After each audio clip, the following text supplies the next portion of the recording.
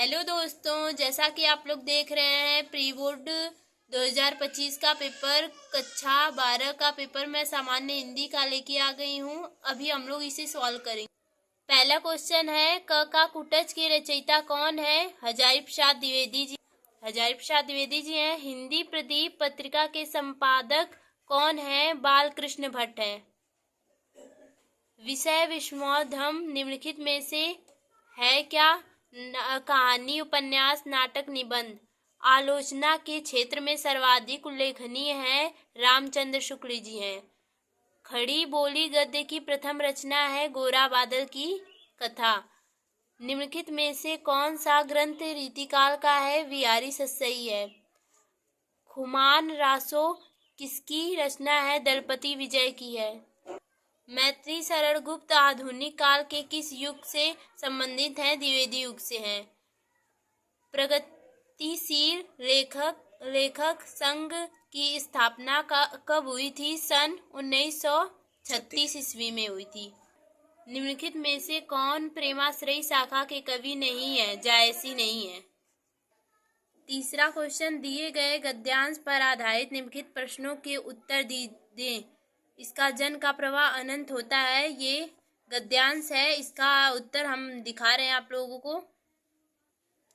यहाँ पे देख लीजिए जन का प्रवाह अनंत का पूरा सॉल्यूशन।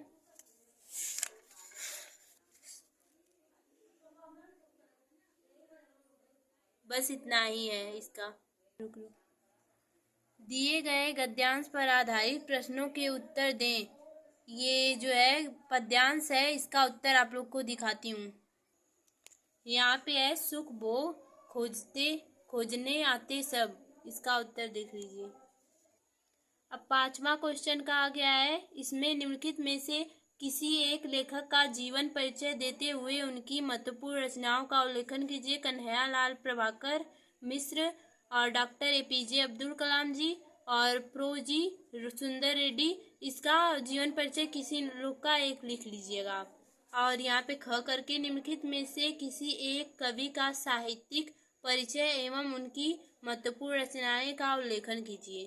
पहला है मैथिली शरण गुप्त महादेवी वर्मा जी और जयशंकर प्रसाद जी का है। फिर देखिए छठवां क्वेश्चन, ध्रुव यात्रा अथवा लाठी कहानी के उद्देश्य पर प्रकाश डालिए अथवा पंचलाइट तथा बहादुर कहानी के कथानक की विवेचना कीजिए। इसका सॉल्यूशन आप लोगों को अभी दिखा दूंगी। आप यहाँ पे ध्रुव यात्रा कहानी का उद्देश्य दिया है, आप लोग फोटो खींच के देख लीजिएगा, पढ़ लीजिएगा लेकर।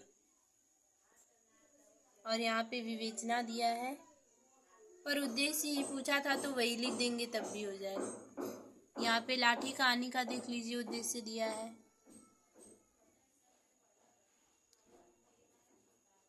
और पंचलाइट का यहाँ पे देख लीजिए, बहुत ज़्यादा इम्पोर्टेंट है, हर साल पूछा गया प्रश्न है पंचलाइट का।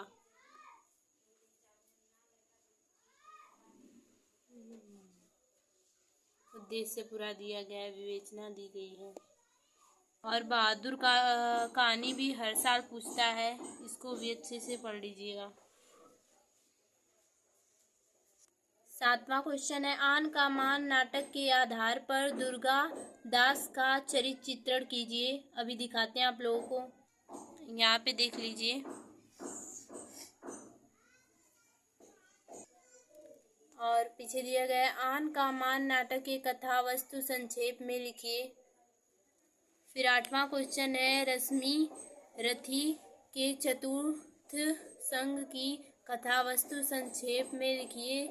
रश्मि रथी के आधार पर कृष्ण का चरित्र चित्रण कीजिए। इसका दिखाते हैं आपको। इसका क्वेश्चन अभी दिखाते हैं आप लोग। रश्मि रथी का देख लीजिए, चतुर्थ वाला सर्ग। अब 9वां क्वेश्चन आ गया, दिए गए संस्कृत गद्यांश का संदर्भ सहित हिंदी में अनुवाद कीजिए। इसका अभी अनुवाद करके हम लोग दिखाते हैं आपको। अभी यहाँ पे अनुवाद देख लीजिए संस्कृत वाले का। अब ख का उसका निम्नलिखित श्लोक का संदर्भ सहित हिंदी में अनुवाद कीजिए। इसका अनुवाद आप लोग को दिखाती हूँ। यहाँ पे देखिए अनुवाद उसका श्लोक का। बहुत बार पूछा गया है ये प्रश्न। 10वां क्वेश्चन है, निम्नलिखित मुहावरों और लोकोक्तियों में से किसी एक का अर्थ लिखकर वाक्य में प्रयोग कीजिए। पीठ दिखाना, थोथा, चना बाजे, घना, गूलर का फूल होना, अधजल गगरी छलकत जाए, इसका अधूरा ज्ञान वाला व्यक्ति अधिक। बस इतना ही है। फिर 11 क्वेश्चन, निम्नलिखित शब्दों के संधि विच्छेद के सही विकल्प का चयन कीजिए। न्यायिका का संधि विच्छेद होगा नय धन इका। फिर ब का प्रगल्भाकार का संधि विच्छेद प्रगल्भ प्लस आकार। फिर देखिए सज्जन का संधि विच्छेद सदम धन जन।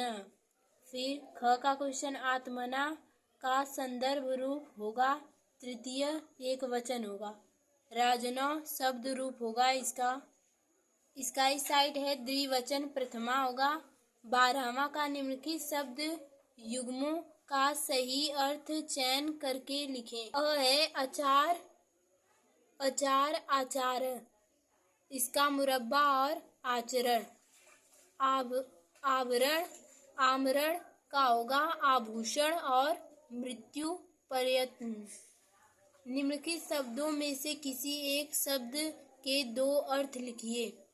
सव्वल रजन गरल एक गाय। निम्नलिखित वाक्यों के लिए एक शब्द का चयन करके लिखिए। गद्य पद मय साहित्य रचना का होगा चंपू काव्य। दूसरों पर आश्रित रहने वाला पराश्री होगा पराश्रित। निम्नलिखित में से किन्हीं दो वाक्यों को शुद्ध करके लिखिए। इसका आप लोग देख लीजिएगा। 13 क्वेश्चन आ गया, करुण रस अथवा वीर रस का स्थायी भाव के साथ उसकी परिभाषा एवं उदाहरण दीजिए। यमक अथवा भ्रांतिमान अलंकार का लक्षण अथवा उदाहरण लिखिए। दोहा अथवा कुंडलियां छंद का मात्रा सहित लक्षण अथवा उदाहरण लिखिए। इसका मैं अभी आपको दिखा देती हूँ। करुण रस का देख लीजिए, करुण रस हो गया, वीर रस का हो गया, यमक अलंकार का देख लीजिए, भ्रांति अलंकार का हो गया, दोहा का यहाँ पे हो गया, कुंडली का यहाँ पे। ये सब बहुत इंपॉर्टेंट है, या जरूर पढ़ के जाए आप। अब 14वां प्रश्न हो गया, प्रश्न आ गया, दैनिक समाचार में प्रकाशित विज्ञापन के आधार पर लिपिक पद पर नियुक्ति हेतु बैंकिंग सेवा भर्ती बोर्ड के सचिव को आवेदन पत्र लिखिए। ये देखिए निबंध है, इसको लिख लीजिएगा आप, पत्र लिखना है। फिर 15वां, निम्नलिखित में से किसी एक विषय पर अपनी भाषा शैली निबंध। निबंध यहाँ पे है, वहाँ पे पत्र है, ये जरूर लिख के जाएं। निबंध आप देख लीजिएगा, मेरे प्लेलिस्ट में जरूर होगा। अब पूरा क्वेश्चन हमने कंप्लीट कर दिया, आपको जीवन परिचय दिखा देते हैं हम बस। 3 लोग का जीवन परिचय है, अभी दिखाते हैं आप लोग को। और यहाँ पे कवियों में भी 3 लोग का है और लेखकों में भी 3 लोग का है। सबसे पहला कन्हैयालाल मिश्र प्रभाकर जी का है। फिर डॉक्टर एपीजे अब्दुल कलाम जी का, यहाँ पे डॉक्टर एपीजे अब्दुल कलाम का है।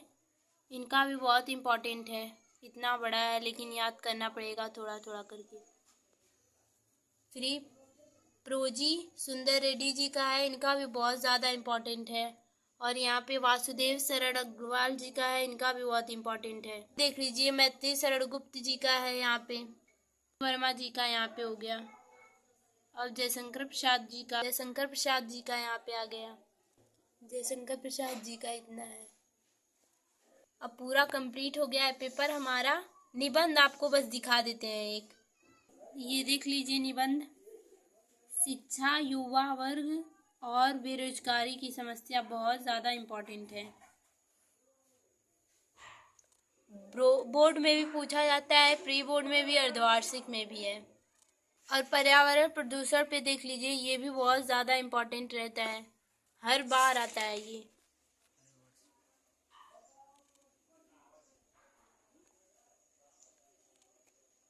अब मैं पूरा पेपर सॉल्व करके आपको बता देती हूँ, दे दी हूँ। अगर और आपको वीडियो चाहिए अच्छा लगे तो प्लीज़ प्लेलिस्ट में जायसवाल सीरीज में जाइए और लाइक और कमेंट और सब्सक्राइब जरूर कीजिए और बेल आइकन को जरूर दबा दीजिएगा। Thank you.